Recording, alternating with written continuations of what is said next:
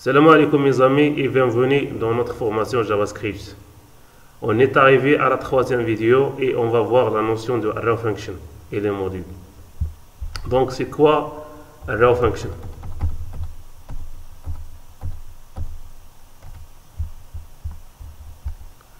Arrow function c'est une alternative compacte, c'est-à-dire c'est une manière ou bien c'est un syntaxe bref pour écrire les fonctions en JavaScript. C'est l'équivalent de lambda expression en Java version 8. Voilà la forme de notre lambda expression. Si on a des paramètres, on va passer les paramètres entre parenthèses. Voilà le symbole de arrow function et le body de notre fonction. Ce sont des fonctions anonymes, pas de nom. Donc on passe à la pratique pour bien comprendre cette notion. Voilà. On a trois fonctions traditionnelles, on va les transformer en arrow function. Voilà la première fonction. On a dit que les arrow functions, ce sont des fonctions anonymes, c'est-à-dire, elles ne possèdent pas le nom et on va ajouter le symbole de arrow function. Pas de mot-clé function, mais on va stocker le résultat dans une variable.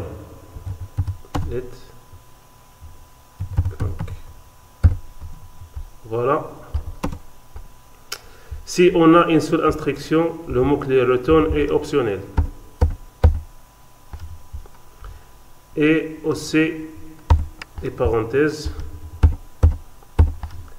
Voilà la syntaxe compacte de arrow function pour cette fonction. Deuxième fonction, aussi on va la stocker dans une variable. Voilà. Le symbole de arrow function.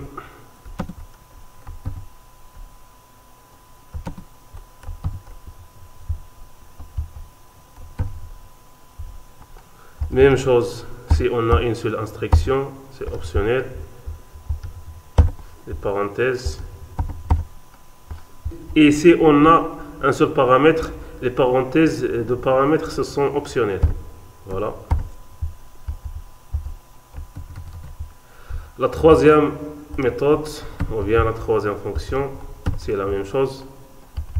Pas de mot-clé function. On va déclarer la variable qui va stocker notre fonction. À ce niveau-là, on a deux paramètres, donc les parenthèses sont obligatoires. Une seule instruction, le mot-clé return est optionnel. Le symbole de arrow function et pas de parenthèses. Voilà.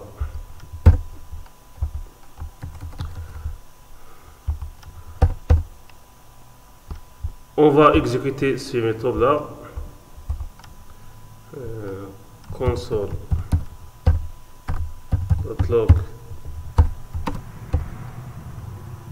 func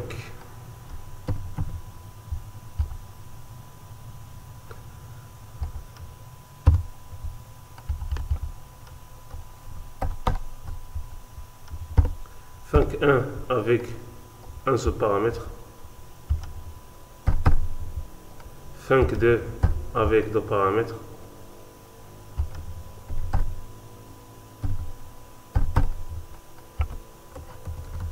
on va exécuter notre fichier. Func has already declared. Oui, on doit commenter ces fonctions traditionnelles. Voilà. Voilà, on essaie d'exécuter notre fichier avec note. On a le résultat, mais le résultat pour la première fonction, il ne marche pas. Pourquoi? Oui, on a oublié les parenthèses pour la fonction random. On essaie de réexécuter notre fichier. Voilà, on a le résultat attendu. On va aborder un autre exemple de l'utilisation de arrow function, c'est avec le mot-clé 10. 10, comme vous le savez, il nous donne l'objet courant ou bien le contexte courant. Par exemple, si on va définir une méthode à ce niveau-là et on va essayer d'afficher le mot-clé this, il va nous donner l'objet personne. Mais à l'extérieur des méthodes ou bien à l'extérieur des objets, il va nous donner le contexte window. C'est l'objet parent de DOM, Document Object Model. Par exemple, à ce niveau-là, on a affiché le mot-clé this à l'extérieur des méthodes ou bien des fonctions. Il nous donne l'objet window. Il contient pas mal de fonctions ou bien des méthodes. C'est-à-dire, si on essaie de créer une fonction à ce niveau-là, il devient une fonction globale. C'est-à-dire, elle est dans le contexte window. Par exemple, function 3a ou bien add a et b return a plus b. Voilà notre méthode add. Elle est créée dans le contexte window. Si on essaie d'afficher le mot-clé 10, il va nous donner un objet window avec notre méthode add. Elle est ajoutée dans ce contexte-là. Donc, pour utiliser le mot-clé 10 dans une fonction arrow function, on va essayer de créer par exemple une méthode toString. ToString, si on essaie d'afficher notre 10, on va voir le résultat. Voilà. On a oublié d'appeler notre méthode personne toString.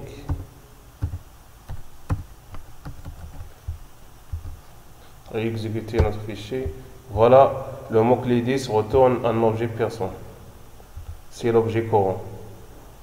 Parce que notre méthode toString est définie dans le contexte de cet objet-là. Si on veut afficher le name de cette personne, on va utiliser this.name. Bon, ça marche. Mais si on veut afficher les langages que cette personne parle, c'est pareil, on va utiliser this language. Voilà, on a un tableau English Arabic. Ok. On passe à l'utilisation de arrow function avec le mot-clé 10. Par exemple, si on veut parcourir les langages que cette personne parle, on va utiliser for each.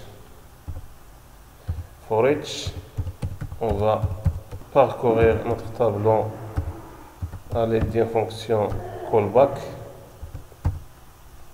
Console.log notre langue.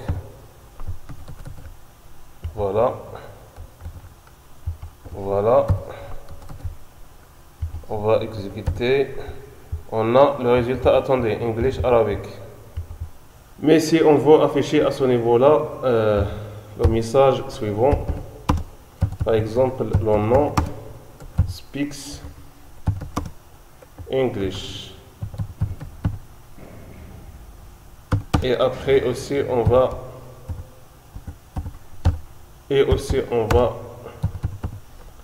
passer à notre langage speaks Arabic. On va utiliser le mot-clé 10 en utilisant string templates. Voilà. On va utiliser this.name speaks this ou bien langue.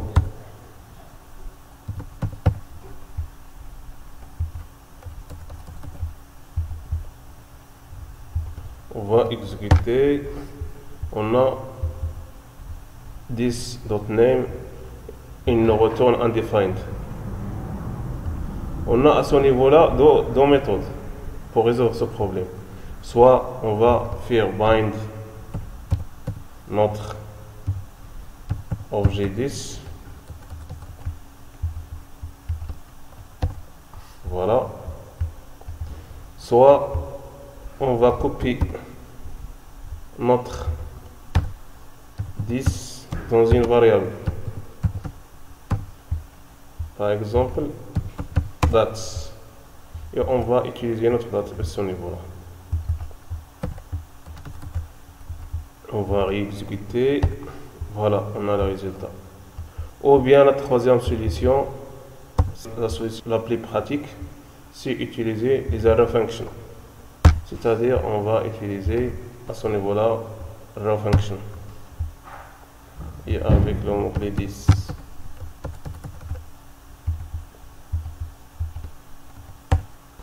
Voilà, on a le résultat en utilisant arrow function.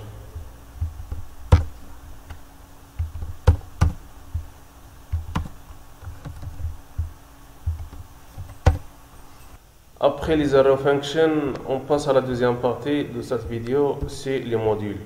Les modules, ce sont de bouts de code écrits en JavaScript dans des fichiers. Donc, on peut l'exporter pour l'importer dans d'autres fichiers. C'est la réutilisation de code.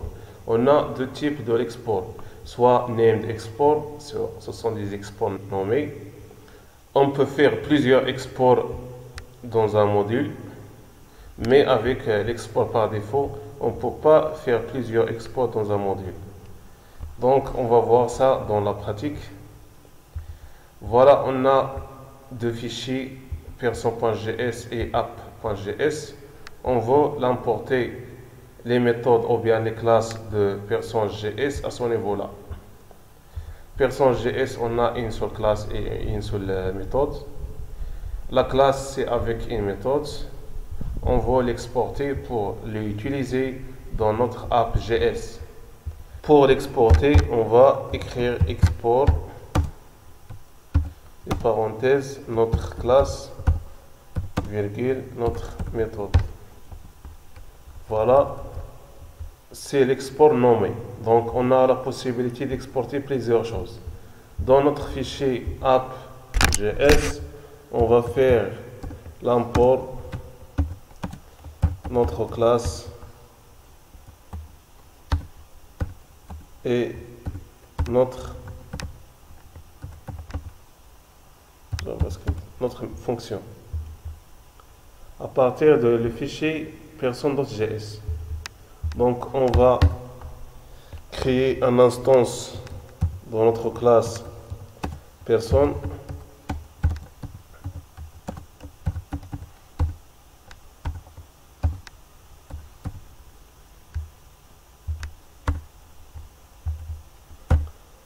Et on va faire appel à notre méthode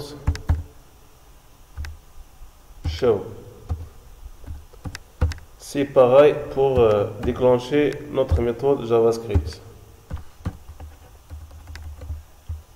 Donc on va exécuter notre module app.js.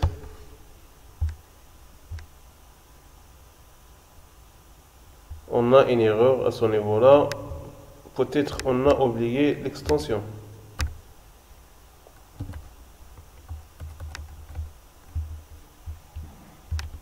Donc on va réexécuter notre code.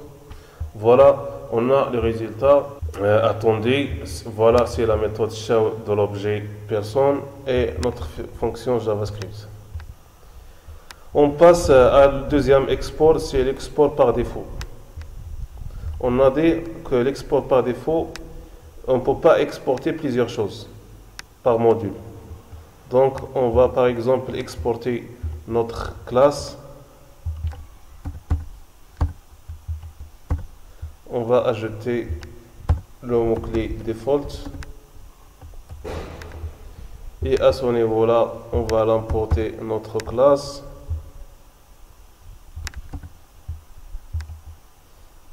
Commenter cette fonction réexécuter notre code. Voilà, on a le résultat attendu. Mais dans ce cas, avec l'export par défaut, on a la possibilité d'utiliser n'importe quel mot à ce niveau-là. On peut utiliser Pi majuscule et à ce niveau-là, on va instancier notre classe Pi majuscule et ça marche. Voilà. Merci beaucoup pour cette vidéo et on va voir dans la 4e vidéo le mode asynchrone. On va passer par les callbacks, les promesses et enfin avec le async and await. Merci et à la prochaine vidéo.